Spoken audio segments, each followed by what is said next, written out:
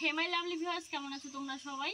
আশা করছি সবাই বেশ ভালো আছো। কিন্তু এই প্রচণ্ড গরমে আমি কিন্তু একদমই ভালো নেই।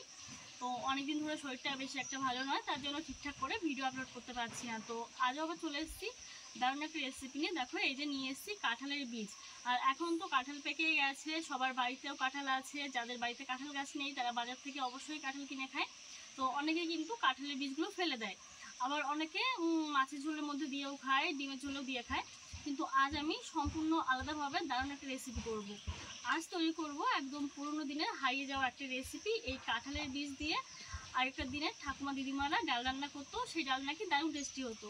আমিও খেয়েছি কয়েকবার, তাই ভাবলাম আজ তোমাদের সঙ্গে শেয়ার করি।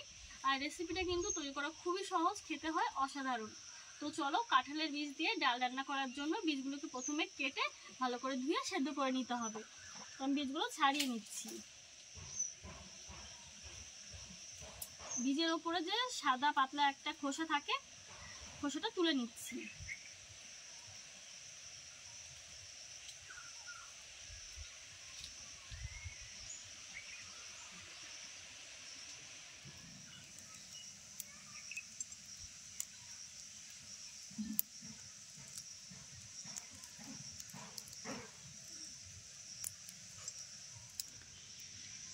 এরকম ভাবে ছাড়িয়ে নিয়ে মাঝখান থেকে কেটে নেব, তাহলে তাড়াতাড়ি সেদ্ধ হয়ে যাবে।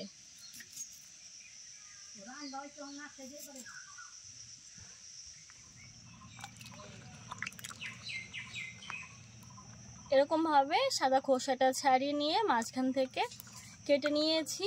একটা বীজকে দুভাগ করে নিয়েছি। তো একটু চটকে ধুয়ে নিয়ে তারপর গরম জলে সেদ্ধ করব।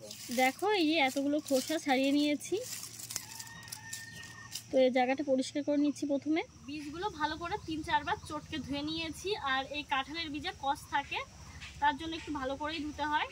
তো চলো, এদিকে গরম জল বসিয়ে দিয়েছি অনেকক্ষণ আগেই, গরম জলে সেদ্ধ করে নেব।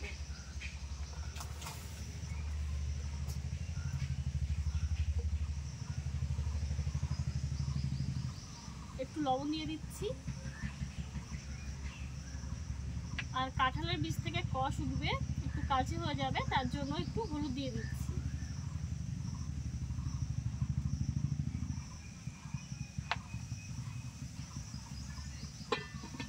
ঢাকা দিয়ে প্রায় 15 মিনিট মতো কাঁঠালের বীজটা সেদ্ধ করে নেব। আমি বলেছিলাম 15 মিনিট মতো সেদ্ধ করে নেব, কিন্তু 15 মিনিট পর আমি একবার ঢাকনা খুলে রেখেছিলাম, তখন খুব ভালোভাবে সেদ্ধ হয়েছিল না। তো তারপরেও আমি আরও 10 মিনিট মতো সেদ্ধ করে নিয়েছি। এখন খুব সুন্দরভাবে সেদ্ধ হয়েছে। তো চলো, এবার নামিয়ে নিচ্ছি।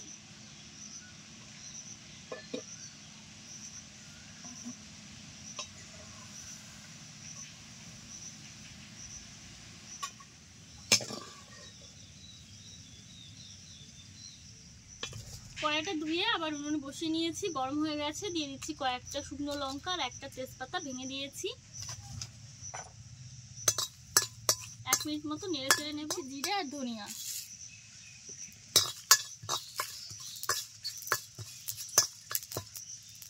চিটমিট করে ফুটছে, এখন নামিয়ে বেটে নেব।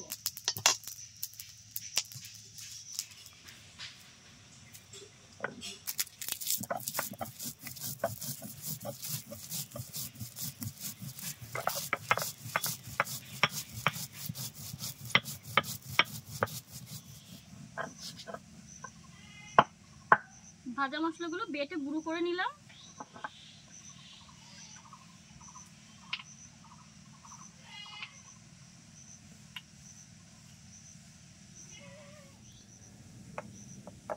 সেদ্ধ করে রাখা কাঁঠালের বীজগুলো বেটে নেব।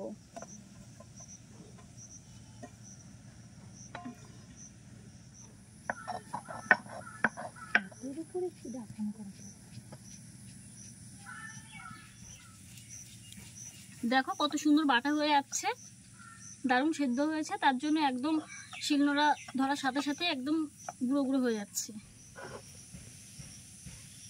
দেখো, বেটে মিহি করে নিয়েছি।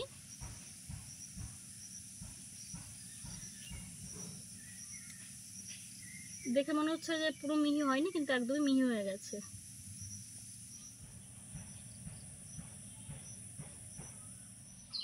কাঁঠালের বীজটা বেটে নিয়েছি। কড়াইতে এখন জল দিয়ে দিচ্ছি, জলটা গরম করে নেব।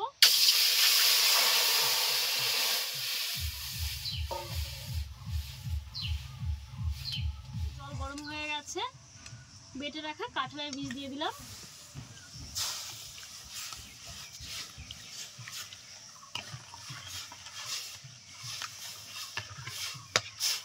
এখন দিয়ে দিচ্ছি লঙ্কাগুলো চিড়ে নিয়েছিলাম। দিয়ে দেবো পরিমাণ মতো লবণ, সেদ্ধ করার সময় অনেকটাই লবণ দিয়েছিলাম, তাই আর এখন বেশি দেবো না। হলুদ গুঁড়ো,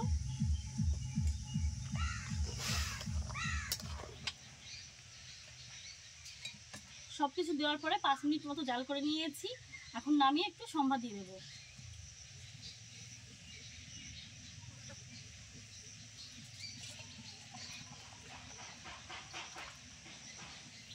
কড়াইতে দিয়ে দিচ্ছি সরিষার তেল,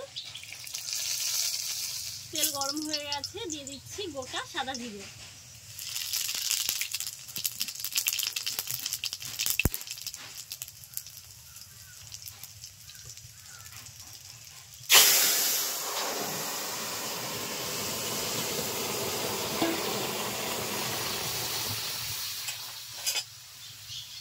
এখন দিয়ে দিচ্ছি বেটে রাখা ভাজা মশলাটা। সম্বাদ দেওয়ার পর আর আমি 3-4 মিনিট জাল করে ডালটা রান্না করে নিয়েছি। গরম গরম ভাতের সঙ্গে কিন্তু অসাধারণ খেতে লাগে। তোমরা চাইলে তোমরাও কিন্তু বাড়িতে এই ডালটা রান্না করে নিতে পারো। দেখো নামিয়ে নিচ্ছি। আজকের রেসিপিটা কেমন লাগলো অবশ্যই জানিও। আর তোমরা যদি এখনো চ্যানেলটিকে সাবস্ক্রাইব না করে থাকো তাহলে প্লিজ সাবস্ক্রাইব করে দিও। আর যদি ফেসবুক পেজ থেকে দেখে থাকো তাহলে প্লিজ ফলো করো, লাইক শেয়ার করে অন্য সবাইকে দেখার সুযোগ করে দিও। তো আজ আর বেশি কথা বলবো না, প্রচণ্ড গরম লেগেছে, আমি এখন অস্থির আর খিদেও খুব পেয়েছে। তো এখানেই শেষ করছি ভিডিওটা। নতুন ভিডিওর সঙ্গে আবার দেখা হবে। Bye bye.